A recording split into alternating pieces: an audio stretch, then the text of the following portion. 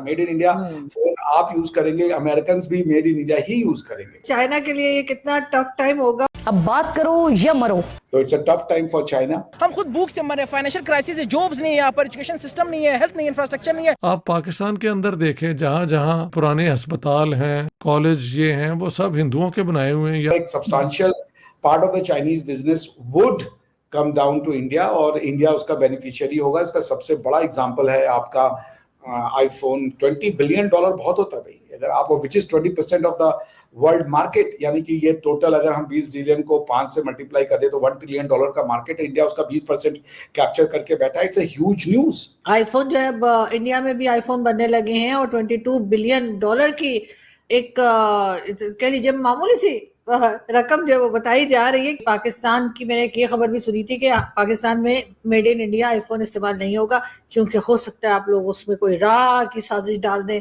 कोई chip whip उसमें लगा दें। भरोसा नहीं ना सर आप लोगों का। पूरा श्रेय आंख बंद करके यदि किसी व्यक्ति को देना चाहिए तो उनका नाम है प्रधानमंत्री श्री नरेंद्र मोदी जी को। प्रधानमंत्री मोदी भारत के लिए एक वरदान है कि उसने ये ठाना था, भारत के प्रधानमंत्री ने, कि हम यहाँ पे मोबाइल फोन बनवाएंगे। भारत उनके आने से पहले पूरा का पूरा जो सेलुलर फोन होता था उसका 90-95% हम लोग बाहर से मंगवाते थे। एक भी बहुत कम थे जो मेड इन इंडिया थे या असेंबल्ड इन इंडिया थे। आईफोन जो ये है $22 बिलियन वर्थ, यानी कि हर 5 में से एक phone Bharat, 20% of the world production जो है ना आईफोन की, आरजू जी, वो आज भारत से हो रही है। और ये भारत में कंजम्पशन नहीं हो रहा, इसका consumption all across the world हो रहा है।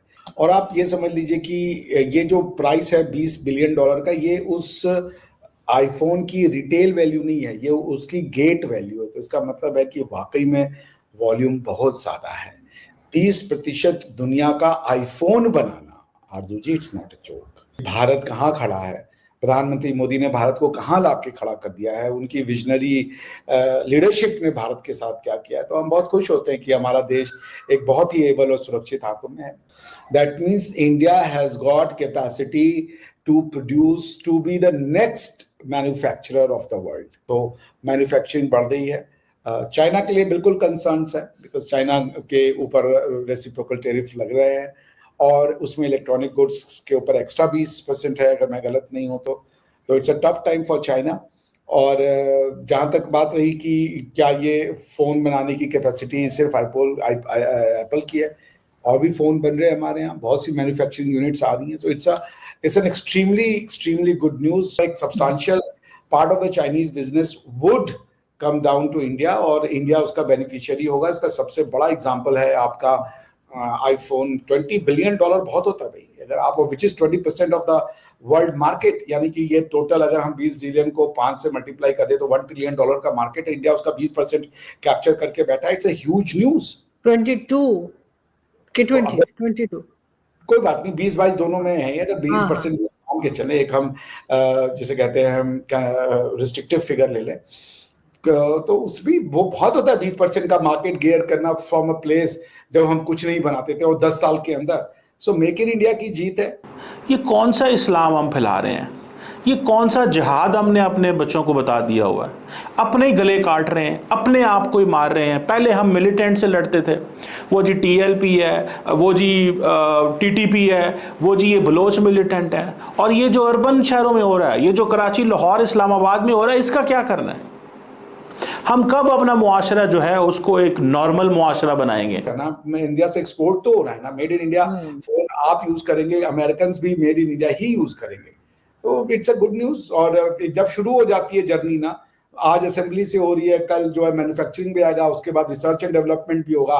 We are confident about that. तो थैंक यू टू प्रधानमंत्री मोदी और उनकी जो एबल लीडरशिप है, सारे उनके जो टीम्स हैं, दिस इज देयर क्रेडिट। देखिए ये कोई और नहीं कर पाता। सर टीम भी सो साथ है ना मोदी जी के। मोदी जी ने बनाया है, मोदी टीम तो यहाँ भी थी, मोदी जी को नहीं खड़ा कीजिएगा नहीं जीत पाते लोग। ये वोट मोदी जी को पड़ता है ना। तो ये टीम तभी काम करती है जब नेतृत्व होता है। अगर नेतृत्व उस टाइप का नहीं हो ना, नेतृत्व अगर आपका डरा हुआ हो ना, लीडरशिप आपकी अगर इनसिक्योर हो ना, तो पूरा टीम डुबो देती है, अच्छी खासी टीम फंक्शन नहीं कर पाती। ये तो प्रधानमंत्री हैं कि वो कॉन्फिडेंट है, वो लोगों को वो देते हैं, फ्री हैंड देते हैं कि आप जाइए बात कीजिए और हम आपके पीछे चट्टान की तरह खड़े रहेंगे। मैं समझता हूं भाई नेतृत्व के बिना कुछ नहीं हो सकता। मैं बहुत काबिल आदमी हूं, नहीं है लीडरशिप, मेरी जो स्किल्स है उसका कोई यूज नहीं है, पूछने वाले नहीं है, लोग जलते हैं कि भाई क्या करना है इसको यूज करके। ऐसे नहीं होता आरजू जी, जो ड्यू है क्रेडिट दीजिए। प्रधानमंत्री मोदी ने गालियां खाई हैं, लोगों ने उनको दुनिया भर में बदनाम किया, उनकी वीजा को रोका गया था, उनके ऊपर ये तहव्वुर राणा आया हुआ है, उनके ऊपर जो है असैसिनेशन अटेम्प्ट किया गया था, और जिसने असैसिनेशन अटेम्प्ट किया था उसको भारत के पॉलिटिशियंस ने बिहार की बेटी बता दिया था। लश्कर तैयबा के वेबसाइट पे आ रहा था कि भाई वो हमारी एक बहुत महत्वपूर्ण जिहादी कार्यकर्ता थी, उसको हमारे यहाँ पे बता रहे थे ये बिहार की बेटी है। आपको पता नहीं प्रधानमंत्री मोदी ने क्या झेला है।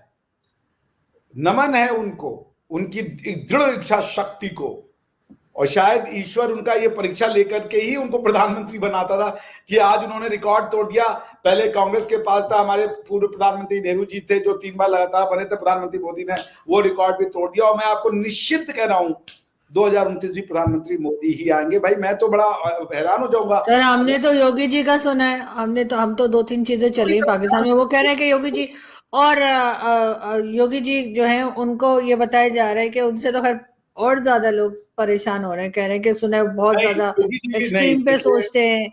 और अगली बार मोदी जी का क्या बीजेपी का आना भी जो है वो ये पाकिस्तान की बात बता रही है, सोचा जा रहा है डिफिकल्ट होगा जी। योगी जी बड़े लेकिन आप ग्राउंड चाइना और अमेरिका के बीच में टैरिफ वॉर स्टार्ट हो चुका है। एक तरफ डोनाल्ड ट्रंप ने लगभग 245% के टैरिफ चाइना के ऊपर लगा दिए हैं, जिसका रिटेलिएशन करते हुए चाइना ने भी लगभग 100% से ऊपर के टैरिफ अमेरिकन प्रोडक्ट्स पर लगा दिए हैं। और इस ट्रेड वॉर के चलते दुनिया भर की इकोनॉमीज को मैसिव लॉस होने वाले हैं।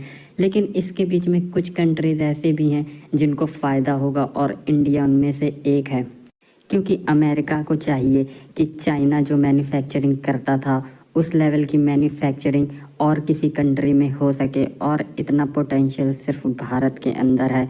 और बहुत सारा जो मैन्युफैक्चरिंग है चाइना से उठकर पहले ही भारत आ चुका है, और इस ट्रेड वॉर के स्टार्ट होने के बाद से ही कंपनीज देख रही हैं भारत की तरफ मैन्युफैक्चरिंग करने के लिए। और ऐसे में भारत की जो मैन्युफैक्चरिंग है वो बहुत ही तेज़ी से बढ़ेगी, जिसका सीधा सीधा फ़ायदा भारतीय इकोनॉमी और भारतीय आम जनमानस को होगा। और आने वाले समय में भारत एक और मजबूत राष्ट्र बनकर उभरेगा। और साथ ही साथ मैन्युफैक्चरिंग का एक फ़ायदा ये भी होगा कि हमारे खुद के लिए जो प्रोडक्ट्स हैं जो बाहर से एक्सपोर्ट किए जाते हैं उन्हें हम घर में बना सकेंगे, और जो हमारे पब्लिक है उनको सस्ते प्रोडक्ट्स मिल सकेंगे। और इस ट्रेड वॉर के बीच में जो सबसे बड़ी खबर है वो ये है कि भारत के अंदर बहुत ही बड़े लेवल पर आईफोन की मैन्युफैक्चरिंग स्टार्ट हो चुकी है, जो कि चाइना से उठकर आई है।